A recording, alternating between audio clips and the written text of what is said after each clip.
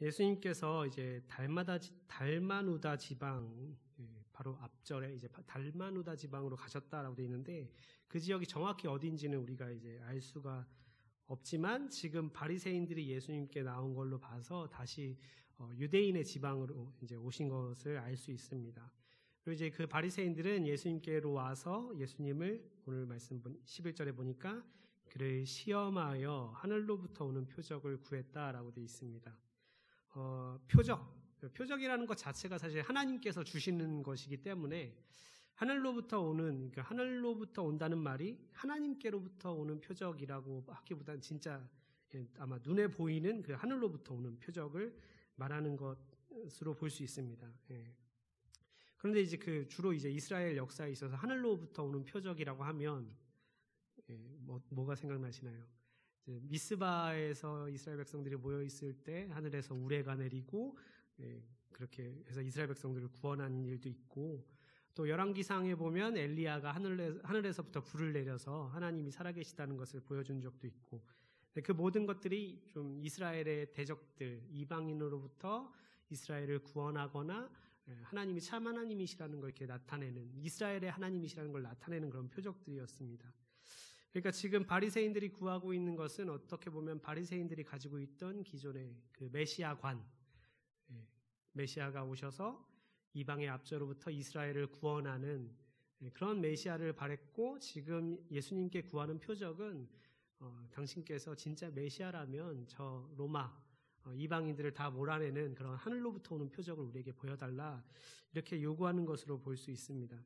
그런데 우리가 지금 바로 직전까지 마가복음을 보면서 예수님이 이방인의 지역에서 보이신 표적들을 계속 봐왔죠.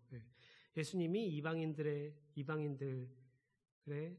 딸을 고쳐주셨고, 또 병자를 고치시고, 그 다음에 좀 바로 직전에는 칠병이어의 기적으로 그들을 먹이시면서 예수님은 자신이 그냥 이스라엘의 메시아, 이스라엘을 회복시키기 위한 메시아가 아니라 온 인류를 죄로부터 구원하기 위해서 오신, 온 이스라엘과 이방인들, 온 모든 인간을 구원하기 위해 오신 그런 메시아라는 것을 보여주셨습니다. 그런데 지금 바리새인들이 구하고 있는 표적은 지금까지 예수님이 보여주신 표적들과 정반대의 것을 구하고 있는 겁니다. 그렇기 때문에 예수님께서는 가뜩이나 사실 그 전에 이스라엘에게 보여주신 표적들도 다 안 믿어왔고, 그래서 예수님이 이 세대에게 표적을 보여주지 않겠다라고 말씀을 하셨습니다. 사실 보여주셨죠. 지금까지 보여주셨어요. 지금까지 예수님은 자신이 메시아라는 것, 하나님의 아들 그리스도시라는 것을 우리 지금 마가복음을 쭉 따라오면서 계속 예수님께서 보이신 표적들, 바로 앞에 오병이어나 칠병이어 같은 그런 표적들을 통해 우리는 봐왔습니다. 그런데 지금 이 세대에게 보여주지 않겠다라고 말씀하셨는데, 이 모습은 마치 출애굽 때 이스라엘 백성들이 만나가 내리고 메추라기가 내리고 반석에서 불이 나고 그런 온갖 표적들을 보면서도, 아니 이미 애굽 땅의 그 10가지 재앙도 봤고, 그 모든 걸 보면서도, 홍해가 갈라진 것도 봤으면서도, 무리바에서 다투면서 하나님이 우리 중에 계신가 안 계신가 시험했다라고 되어 있죠. 그런 것처럼 지금 이 바리새인들도 경건한 것처럼, 외형은 경건한 것처럼 보이고 하나님의 말씀에 열심히 있는 것처럼, 하나님을 잘 믿는 것처럼 보이지만 지금 하나님을 제대로 안 믿고 하나님이 보내신 하나님의 아들을 향해서 우리에게 표적을 보여달라, 증거를 보여달라, 그것도 예수님이 지금까지 보여주신 표적들을 봐왔음에도 불구하고 그것을 구하고 있는 겁니다. 그래서 하나님께서 시편 95편에 보면 그 출애굽 세대들, 그 하나님의 그 놀라운 기적들과 표적들을 봤으면서도 하나님을 믿지 않던 그 출애굽 세대들을 향해 이 악한 세대들이라고 하시면서 이제 이 세대들에게 더 이상 내가 내 얼굴을 보여주지 않겠다, 이렇게 말씀을 하셨거든요. 마치 지금 예수님도 하나님처럼, 하나님이 그 패역한 출애굽 세대를 향해 더 이상 아무것도 보여주지 않을 거야 라고 하신 것처럼, 지금 예수님도 이 세대에게, 이 바리새인들과 믿지 않고 있는 유대인들에게 더 이상 표적을 보여주지 않겠다, 이렇게 말씀하시는 것입니다. 바리새인들은 자기들이 가진 그 기준으로 예수님이 메시아가 맞는지를 평가하려고 했습니다. 자기들이 정해놓은 틀에 예수님이 잘 들어맞는가, 우리가 기다리고 우리가 기대하고 우리가 생각하는 그 메시아가 맞는가를 따지고 있었습니다. 분명 그들도 예수님의 표적을 지금까지 지켜봐왔고 예수님의 가르침을 들어왔고 진짜 말 그대로 스토커처럼 이렇게 따라다니면서 정보를 다 수집을 했어요. 그런데 정작 그 이유랑 의도, 예수님을 따라다닌 의도, 예수님의 말씀을 귀 기울여 들은 의도, 예수님의 그 표적을 꼼꼼히 지켜본 의도는 예수님을 믿고 예수님을 따르기 위함이 아니라 예수님을 대적하기 위함이었습니다. 그렇기 때문에 그들은 결국 믿음으로 나아가지 못했습니다. 그리고 이어지는 배에서 일어난 일, 이제 그 시리즈 이번이 세 번째입니다. 첫 번째는 4장 35절부터 41절에 예수님과 이제 배를 타고 가다가 풍랑을 만났을 때의 이야기고요. 두 번째는 6장 47절부터 52절에서 예수님이 무리를 걸어오실 때 그 귀신이다 했던 그때죠. 그때마다 제자들은 예수님께 책망을 들었습니다. 믿음 없고 마음이 둔한 모습을 보여주었습니다. 그럼 이번에 이 세 번째는 어떨까요? 좀 이제 그래도 이제 세 번째인데, 그리고 이제 예수님을 따라다니는 시간이 좀 있는데 좀 변화된 모습을 우리 기대하고 싶지만 오늘 말씀에서도 좀 제자들은 그런 모습을 보여주지 못하는 것 같습니다. 제자들은 배에 오르기 전에 떡을 챙기는 것을 잊었던 것 같습니다. 그래서 배에 떡이 한 개밖에 없었다 이렇게 말씀을 하고 있죠. 그리고 이제 배를 타고 가던 중에 예수님께서 이제 갑자기 제자들에게 경고하십니다. 바리새인들의 누룩과 헤롯의 누룩을 주의하라. 물론 예수님의 말씀이 좀 갑작스러웠을 수도 있어요. 아무 말도 없으시다가 이렇게 말씀하신 거라서 제자들이 좀 깜짝 놀랐을 수도 있는데, 단지 그 누룩이라는 말을 듣고 제자들이 우리가 식사할 떡을 준비하지 않아서 예수님이 화나셨나 보다. 식사할 떡을 준비하지 않아서 우리 이 13인분의 떡을 준비하지 않아서 예수님이 지금 우리를 혼내시나 보다 이렇게 생각했던 모양입니다. 그래서 떡이 없음을 인해서 수군거리고 있었어요. 어떻게 우리 떡 안 챙겼어? 이러면서 수군거렸던 거죠. 그런데 예수님이 제자들이 그 방금 하신 그 말씀을 이해하지 못하고 떡을 가지고 이제 수군거리고 있다는 것을 아셨습니다. 그래서 책망하시죠. 아직도 알지 못하며 깨닫지 못하느냐? 너희 마음이 둔하냐? 너희가 눈이 있어도 보지 못하며 귀가 있어도 듣지 못하느냐? 또 기억하지 못하느냐? 예수님께서 말씀하신 그 바리새인들과 헤롯의 누룩, 그건 이제 완악한 마음으로 예수님과 예수님의 복음을 믿는 것을 거부하는 것이라고 할 수 있습니다. 좀 전에 말씀드린 것처럼 바리새인들도 예수님을 열심히 쫓아다니면서 예수님의 말씀을 듣고 행하시는 표적들을 거의 다 지켜봐 왔습니다. 그런데 말 그대로 지켜본 거죠. 그 표적을 보고 어떤 의미를 깨닫거나 이게 아니라 그냥 말 그대로 지켜본 거예요. 감시한 거고요.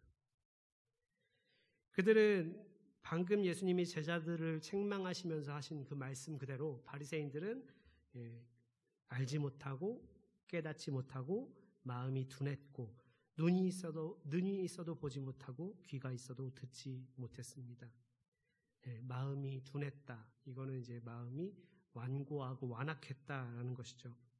마음이 굳어져 있었다는 겁니다. 바리새인들은 그래서 그 굳어진 마음으로 결국 믿음으로 나아가지 못하고 있었습니다.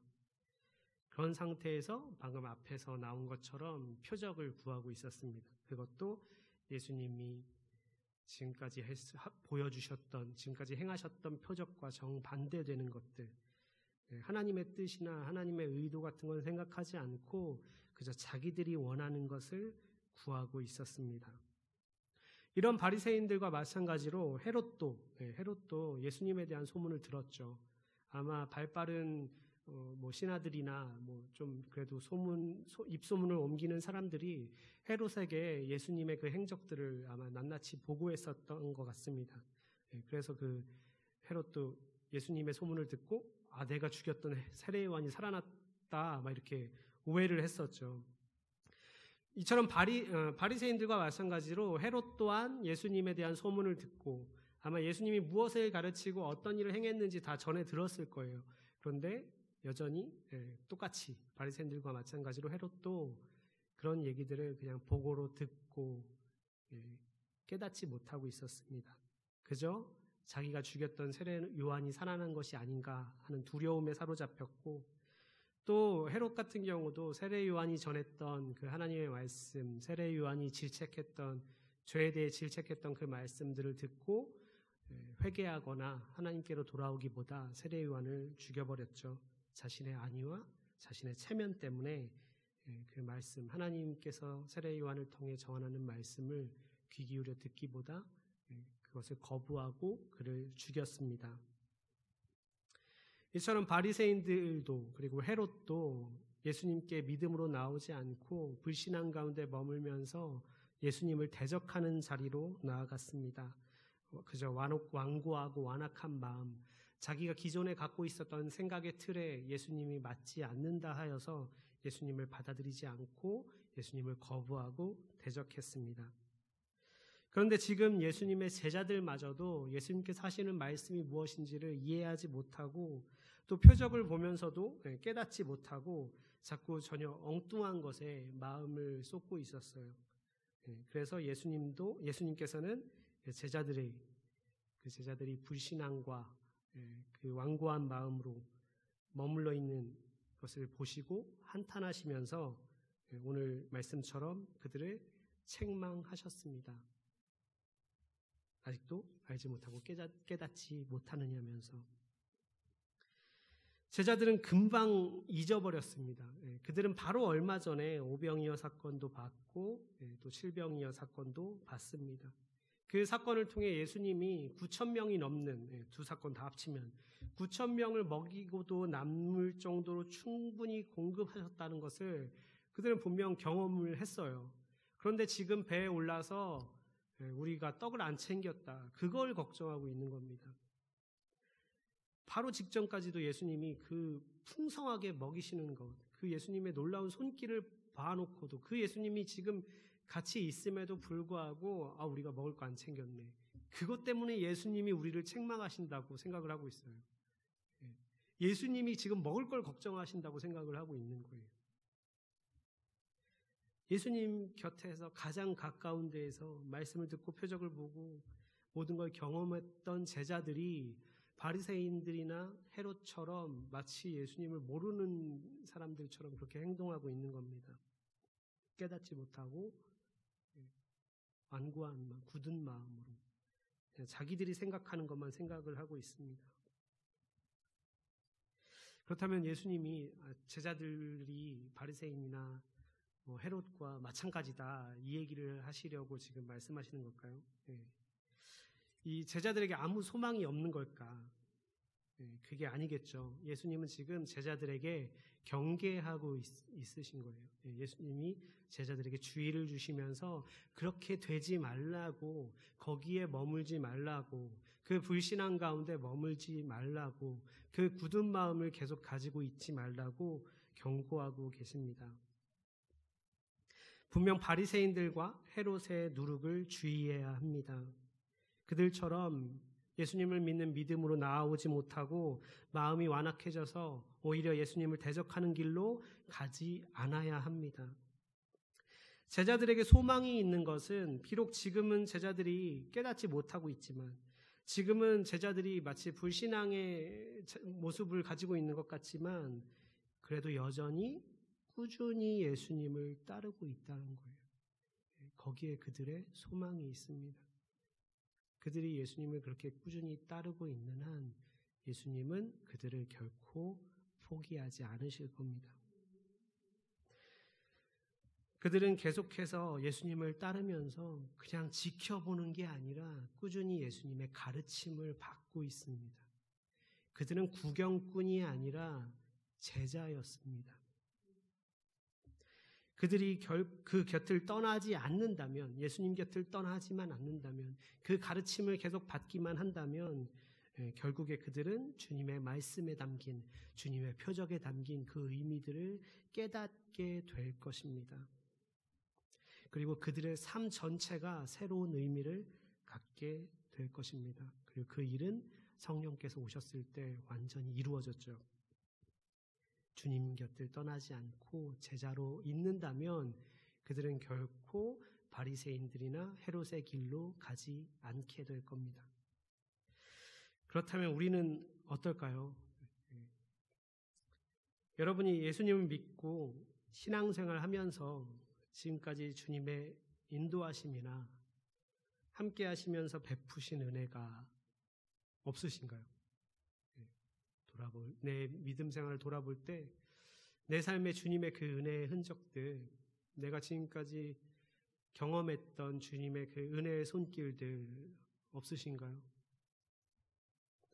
혹시 여러분의 신앙생활이 지금까지 그저 막 고통스럽고 막 인내하고 빨리 내가 죽어서 천국 가겠다 막 이런 생각으로 신앙생활을 해오셨나요? 간신히 버티면서 이 세상은 진짜 지옥이고 주님 빨리 건져주세요. 이런 태도로 혹시 신앙생활을 하지는 않으셨나요?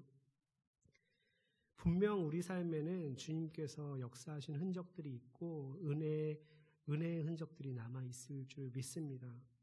우리가 정말로 주님을 제대로 믿고 그분과 동행했다면 결코 천국이라는 게 죽어서 가는 곳이 아니라는 걸 분명하게 깨달았을 겁니다. 우리가 이미 하나님 나라에 들어와 있다는 것을 주님은 우리와 동행해 주시면서 우리 삶에 분명 흔적을 남겨놓으셨을 겁니다. 만약 그게 없다면 내가 주님을 따른 게 아니라 그냥 종교생활 한 겁니다. 내가 진짜 주님을 만나고 주님께서 나에게 베푸신 그 은혜의 흔적들이 없을 수가 없잖아요. 그게 없다면 나는 그냥 교회에 왔다 갔다 하면서 종교생활 한 겁니다. 그게 아니면 제자들처럼 오병이 이 사람들 지금 굶주리고 있어. 이거 밥 해서 빨리 음식 좋아. 예수님이 어떤 기적을 베풀었는지 모르겠지만 잘 처리했어. 이 일 잘 끝냈어. 그러면서 그냥 마음에 담아두지 않은 거죠. 주님께서는 분명 흔적을 남겨놓으셨는데 나는 그거에 어떤 의미도 주님의 그 흔적을 생각하지 않고 주님께서 베푸신 은혜라는 걸 생각하지 않고 그냥 일 처리해버린 거예요. 그냥 이 문제 잘 넘어갔다 이렇게. 그런데 잘 돌아보세요. 그게 그냥 내 힘으로 그냥 우연히 그냥 어쩌다 보니 이루어진 건가 아니면 하나님께서 내 안에 내 삶에 역사하신 건가. 분명 우리가 제대로 예수님을 따라왔다면 그 안에서 주님의 손길을 찾을 수 있을 겁니다. 우리는 바리새인들의 누룩과 헤롯의 누룩을 경계해야 합니다. 내가 만들어 놓은 하나님의 이미지, 그걸 하나님이라고 믿으면 안 됩니다. 그저 열심을 내어 종교 생활을 하면 하나님이 나에게 복을 주실 거라고 기대하면 안 됩니다. 내가 만들어 놓은 하나님의 이미지가 있어요. 11조를 잘 내면 복을 주시는 분, 주일을 하루도 빠지지 않으면 복을 주시고 혹시 하루라도 빠지면 나를 채찍질하고 심판하시는 분. 그러니까 종교생활 열심히 해야 돼. 그렇게 믿어서는 안 됩니다. 우리가 이미 봐왔던 것처럼 바리새인들도 예수님을 정말 열심히 따라다녔습니다. 그리고 그들은 자기들이 자부했어요. 우리는 하나님을 향한 열심이 있다. 우리는 하나님을 정말 제대로 믿고 있다. 우리도 그럴 수 있습니다. 교회 모든 예배에 다 참석하고 방송도 기독교 방송만 보고 음악도 기독교 음악 CCM만 듣고 복음성가만 듣고 만나는 사람들도 다 교회 다니는 사람들만 만나고 책도 신앙도서만 보고 교회 일, 교회 모임이라면 진짜 만사를 제쳐두고 앞장서서 다 열심히 한다고 해도 우리의 마음이 바리새인들과 같이 하나님을 향해 굳어진 마음이라면 내가 만들어 놓은 이미지의 하나님을 섬기고 있다면 우리는 변화되지 않을 겁니다. 은혜를 받아 누릴 수가 없을 거예요. 그냥 내가 열심히 했다. 내가 잘했지. 내 공로만 쌓아놓는 일이 될 겁니다.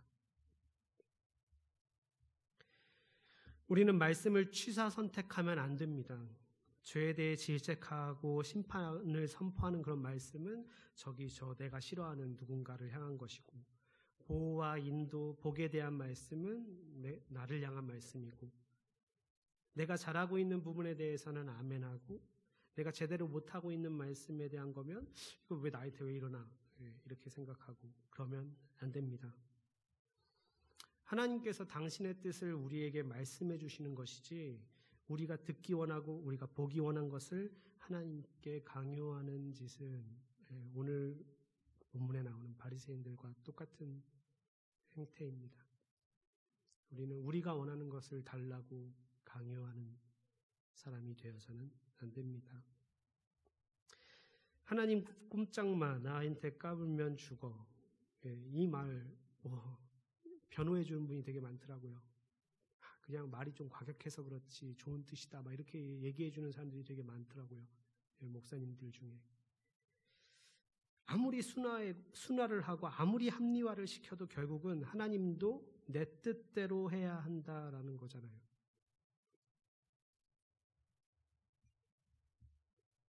내가 하나님께 순종하는 길이 아니라 하나님마저도 내 뜻대로 좌지우지하려는 것이 그 당시 바리새인들의 행태였습니다. 예수님, 하나님의 아들이신 예수님께 와서 우리가 원하는, 우리가 보고 싶은 표적을 보여달라. 그럼 하나님으로 인정해 주겠다. 그런 태도죠. 하나님이 아닌 그저 힘을 가진 어떤 신을 만들어서 우상화하고 있는 겁니다. 예수님은 자기들의 입맛에 맞는 표적을 구하는 그들에게 표적을 보여주시기를 거부하셨습니다. 그러나 예수님을 제대로 믿고 따르는 사람들은 자신들이 지금껏 봐왔던 것들이 예수님이 하나님의 아들이시며 그리스도라는 것을 보여주는 표적이라는 것을 깨닫게 되었을 것입니다. 지금 마가도 베드로의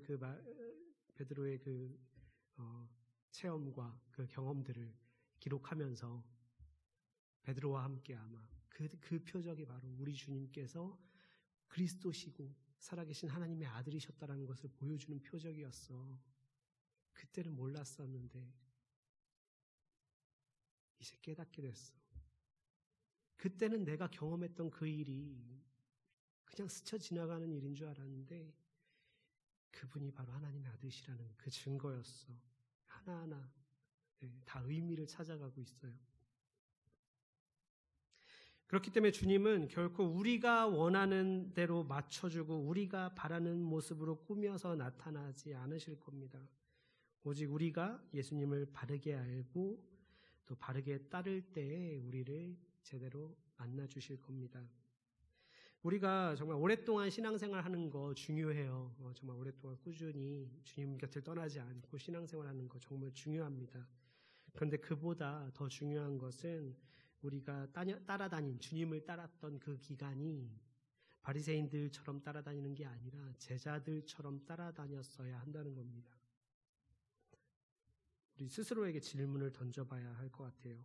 나는 정말 예수님을 바르게 이해하고 있는가? 나는 주님이 선포하시고 사도들이 선포했던 그 복음을 제대로 이해하고 있는가? 정말 내가 이해하고 있는 예수님이 하나님께서 이 성경을 통해 우리에게 계시하신 그 예수님이 맞는지를 질문하셔야 돼요. 혹시 우리 동명이인의 다른 예수를 이렇게 만들어 놓고 섬기고 있는 건 아닐지. 얼마 전에 또 교회로 우편물이 왔더라고요. 신옥주 권사님 말고 신옥주 목사 아시죠? 구속됐잖아요. 그 사람을 여전히 따르는 사람들이 편지를 보냈더라고요. 성령께서 이 시대에 여자 목사의 몸으로 오셨다가 그 소제목이었어요. 그 우편물의 소제목이. 성령님을 믿는다고 하는데 이상한 성령님을 믿고 있는 거예요. 자기들이 만들어 놓은. 근데 그런 일이 많죠. 신천지만 해도 이긴 자 뭐다 하면서 예수님의 자리에 이만희를 갖다 놓고 믿는 거예요. 근데 우리도 그럴 수 있다는 거예요. 내 욕심이 투영된, 내 욕망이 투영된, 내 죄악이 투영된 어떤 이미지를 만들어 놓고 그걸 예수님이라고 믿고 말은 예수님을 믿는다고 하는데 그걸 믿는 이상한 우상을 믿고 있는 그런 우리가 될 수도 있다는 겁니다. 그러니까 우리는 질문을 항상 던져야 합니다. 내가 믿고 있는 예수님이 진짜 성경에서 복음서에서 그리고 신구약 전체를 통해서 말씀하고 있는 그 예수님이 맞는가? 내가 믿고 있는 복음이 번영의 복음, 성공의 복음이 아니라 정말 내 부와 명예를 위한 수단이 되는 그런 복음이 아니라 정말 우리 주님이 선포하신 그 복음, 그 하나님 나라가 맞는가? 질문을 던지고 배우는 데 힘써야 합니다. 네. 질문하세요. 목사님 그러라고 있는 거예요. 네, 여러분이 목사님을 괴롭히셔야 합니다. 네, 말씀 준비하시느라 고생할 텐데. 근데 여러분이 궁금한 게 있고 막히는 게 있고 이게 아리까리한 게 있으면 질문하셔야 됩니다. 우리가 신앙생활을 오래 하면 오래 할수록 막히는 게 있어요. 내가 지금 몇 년, 내가 지금 권사인데, 내가 뭐 장로인데, 내가 집사인데 이거 모른다고 뭐 좀 창피한 거 아니야? 이럴까봐 점점 질문을 못 하게 돼요. 해야 합니다, 계속. 왜냐하면 우리는 제자잖아요. 우리가 몇 년을 믿건, 우리가 나이가 몇 살이건 우리는 계속 예수님의 제자입니다. 우리는 바리새인이나 저 헤롯 왕처럼 예수님을 평가하는 자리에 있는 자들이 아니라 예수님의 말씀을 듣고 배우는 제자입니다. 예수님을 따르는 제자예요. 그러니까 내가 지금 믿고 있는 게 이게 진짜 성경에 나오는 예수님 맞나? 내가 제대로 말씀을 이해하는 건가? 궁금하고 막 그럴 때, 막힐 때 바로 목사님한테 전화를 하시든 메시지를 보내시든 해서 질문을 하시고 점검을 받아야 되고요. 배워야 합니다. 우리는 배워야 합니다. 말씀을 제대로 이해해야 합니다. 두리뭉실하게 그냥 내가 이 정도 다녔으면 이제 난 다 알아 라고 교만에 빠져서는 안 됩니다. 예수님, 복음, 말씀 이제 뭐 난 다 알지 하고 배우는 걸 멈추는 순간 우리는 마음이 둔해지고 마음이 굳어져서 자칫하면 바리새인들의 길을 따라가게 될 수도 있습니다.